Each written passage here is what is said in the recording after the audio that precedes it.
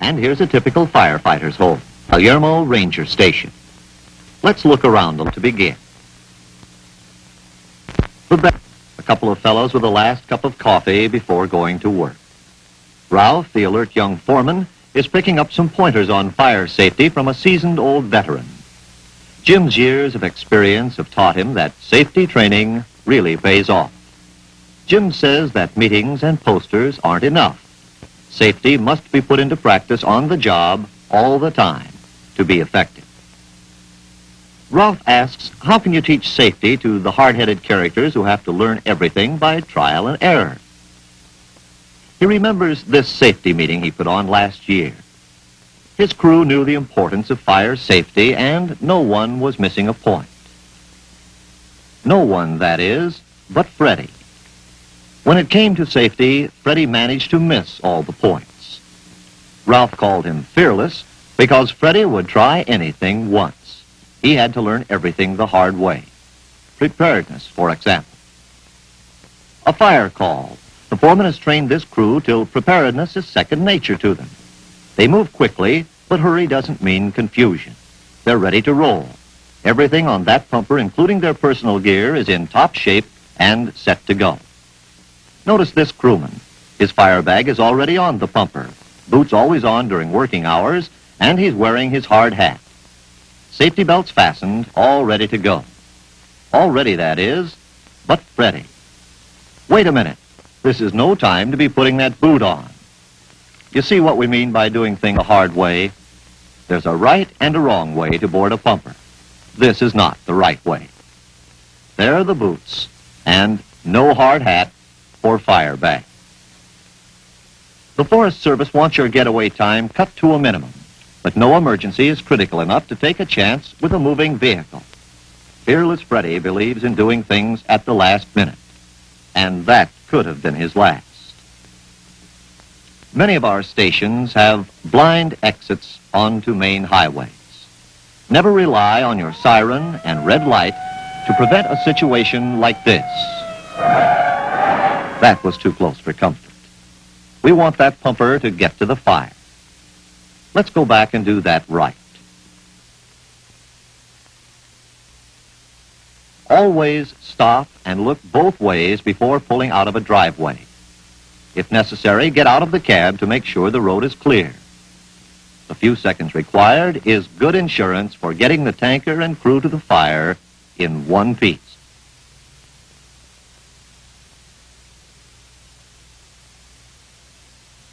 Another way to invite accidents is to stand up on any moving equipment. Sudden swerves or stops are always a possibility. If that turn had been in the other direction, Freddy would have been admiring the scenery from the middle of the road. You can see just as well sitting down, and the safety belt is to keep you there. Leave it fastened till you get off. There are lots of ways to get to a fire, Jim is saying, but you always want to look for the safe way. You have to hike to this kind of a fire, but be sure you can get out if there's a blow-up. The crew is planning a way out before they move in. The foreman decides that in dense, high brush like this, an escape route is necessary. Experienced firefighters know better than to try to outrun a fire through this kind of brush. If it should blow up on them or the wind change direction, they can either get into a burned area or use this escape route to get out safely. Instead of brush, you may have a rock slide between you and the fire. This crew is starting out wrong, climbing straight up the slide. In this situation, any rocks knocked loose above will endanger everyone below. Just one stone can start a slide, and those lower men might have been in the path of a boulder like this. Here's a safer way to do it.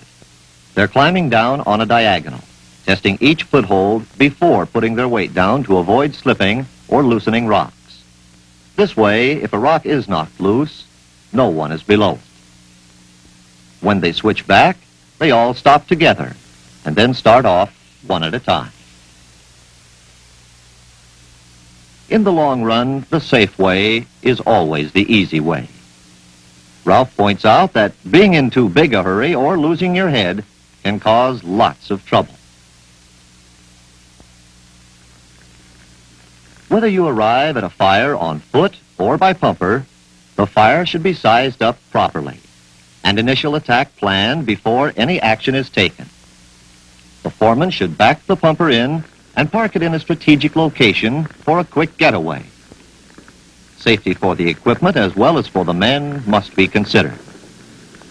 Freddy was the last on the pumper, but he's determined to be the first off or die in the attempt. Initial attack should be fast, but not this fast. Even with a hose reel, there's a right way and a wrong way. That's the wrong way. Freddy has lost precious minutes by getting excited. Take your time and think before you act. You have to release the brake on the reel before you can pull the hose out.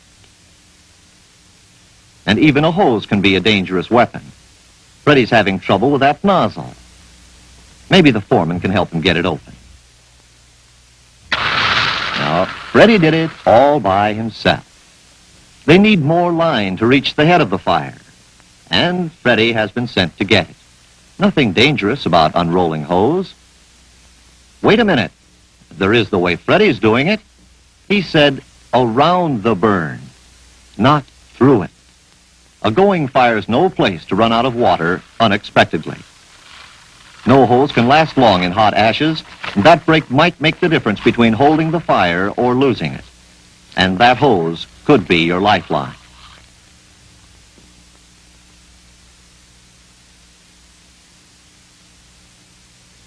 Clumsy handling of tools can be dangerous, and when Freddy picks them up, it's like grabbing a fistful of old razor blades. There he has them by the handles. But look where he's going to carry them. On his shoulder. If he doesn't slip and cut himself, it's easy enough to turn and bash one of his buddies. Are you okay, fella?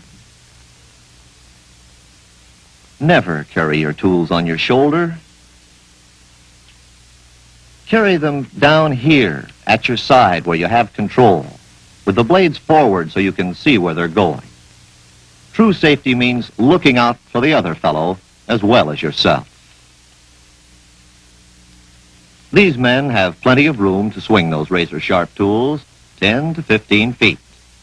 Notice that anything that might interfere with the swing of the tools has been cleared.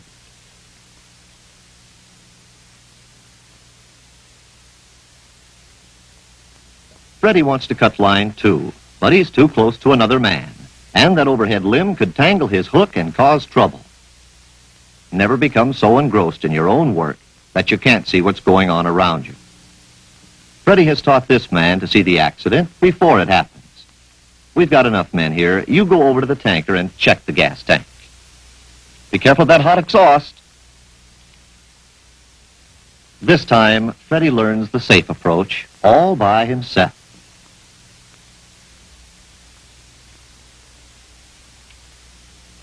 With the fire knocked down, it's safe to take time out for lunch. These men have chosen a place near the line where they can watch the fire. No one is asleep, and they're a safe distance from snags, slides, and other hazards. And practical jokes can be okay for a laugh, but they're out of place on the fire line. This may seem funny to Freddy, but obviously not to the other man. Freddy's not very popular with the rest of the crew right now, so he's going off by himself to sneak in a quick nap after lunch. The shade of the tractor looks good. Two bad mistakes here. First, the operator left the cat blade up. Second, Freddy is fearless enough to crawl under it. Let's see what might have happened.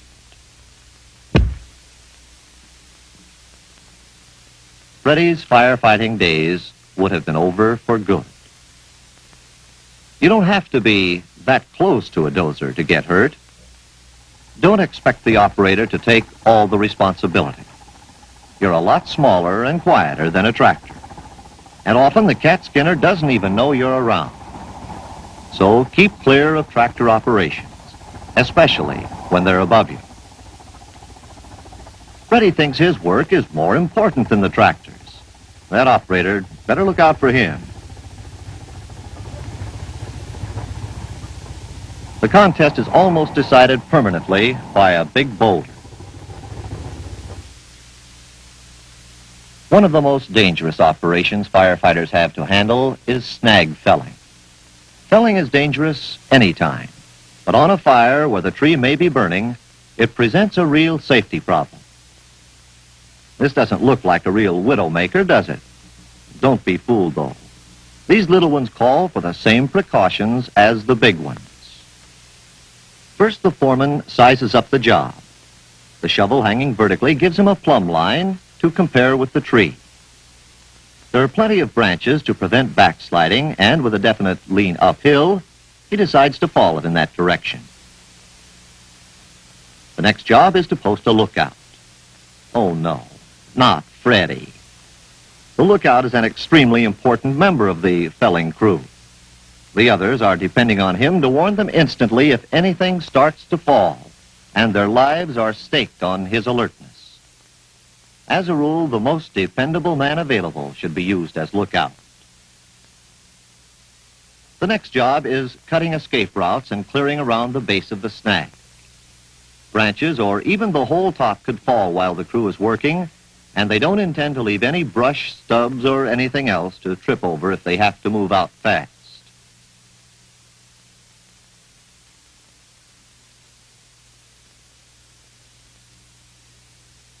They practice using the escape routes so there'll be no confusion when they're needed. A good undercut helps tip the tree where they want it. Notice that no extra men are in the danger zone under the snag. 2 are required, though, when using a power saw, because the operator can't hear the lookout. If anything should go wrong, the second man is there to warn him.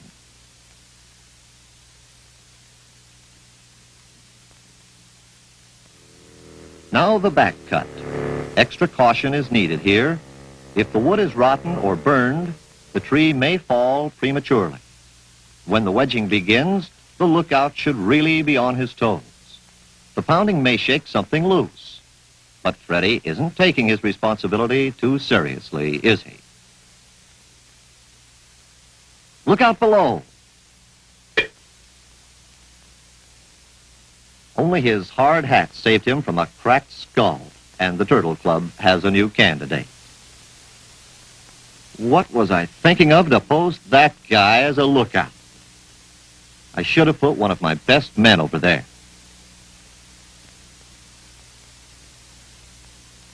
Asleep on the job. Can't you do anything right? You were supposed to be watching for something like this. Look at this hard hat. The rest of his comments had to be censored, so we'll just say that Freddy was replaced. The foreman knows the accident was partly his own fault. A top-notch man like this one should have been trusted with the lookout job in the beginning.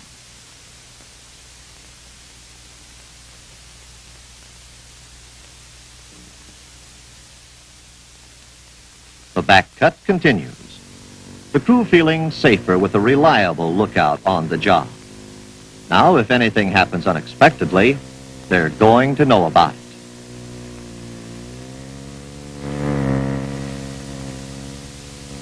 This time, the fallers are warned soon enough to get out of the danger zone. On the ground, upslope, and no backslide. Even mop-up operations can result in trouble, especially when a man like Freddy's around.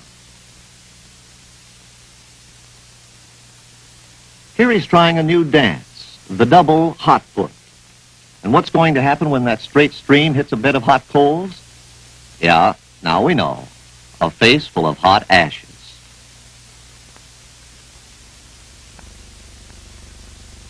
Why don't you use these? The goggles will protect your eyes from hot ashes and steam.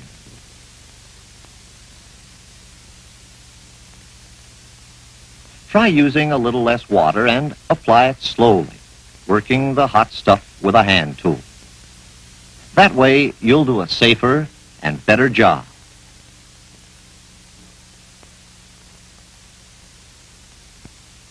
Now, Freddy, that's no way to look for hot spots. Don't use your hands as a shovel. See what we mean? Try it this way. Check above the ashes first. Use the back of your hand. It's more sensitive. Go slowly. If there's anything hot, you'll find it.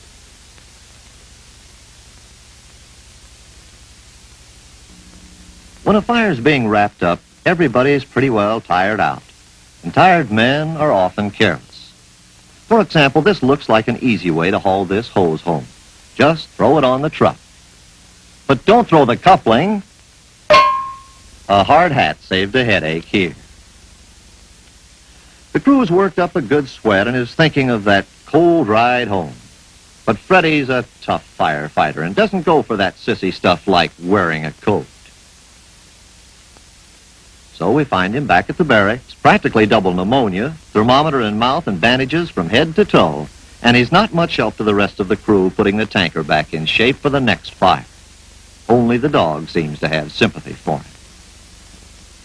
But you know, Ralph, with the right training, even Freddy can be turned into a safe firefighter. Well, guess it's about time to go to work. Thanks for the advice, Jim. I've got a lot of good ideas for that safety meeting coming up. And in that meeting, Ralph wonders if he's talking to other fearless Freddys as he tells them the trouble and grief they can save themselves if they'll just put into practice the principles in this handbook. Principles that can eliminate accidents from falling objects, rolling material, rocks or logs, equipment, and other major problems. Keep clear of tractors. And never get on or off moving equipment. And hand tools, a very common cause of accidents.